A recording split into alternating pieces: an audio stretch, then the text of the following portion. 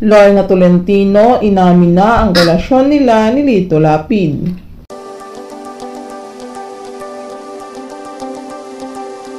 Isa sina Lorna Tolentino at Lito Lapid sa mga batikang aktor sa mundo ng showbiz. Dalaga at binata pa lamang sila ay nakilala na sila sa husay at dedikasyon ng mga ito sa larangan ng pag-arte. Hanggang ngayong taon, patuloy na mamayagpag ang kanilang karera sa teleseryeng Batang Quiapo, kung saan mas tumatak sa mga manonood ang kanilang walang kupas na husay mula noon hanggang ngayon.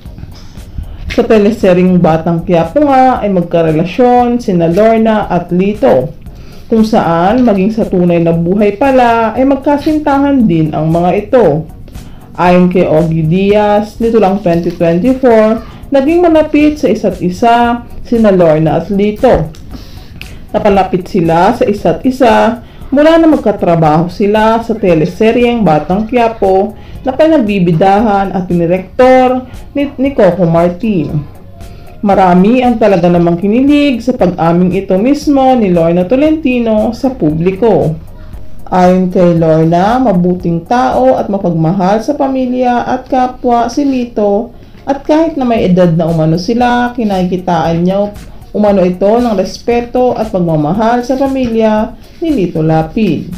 Minahal at inalagaan umano siya nito at pakiramdam umano ni Lorna safe siya pagkasama niya si Lito Lapid.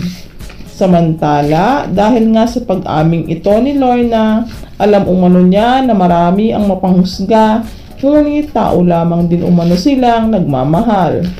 Maging ang mga kasamahan ni Lorna sa industriya ay masayang-masaya din sa relasyon ngayon ng mga ito. Ayon kay Coco, masaya umano siya kung saan magiging masaya ang mga taong naging bahagi na ng buhay niya.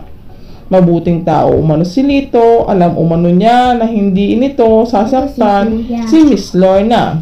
Nakasuporta umano si Coco sa pagmamahala ni Lorna at Lito Lapid. Marami naman sa mga netizens ang hilig na hilig dahil on-cam umano ay may chemistry na talaga sina Lorna at Lito, lalo na umano in real life. Hiling umano nila ang forever na pag-iibigan ni Lorna at Lito Lapid.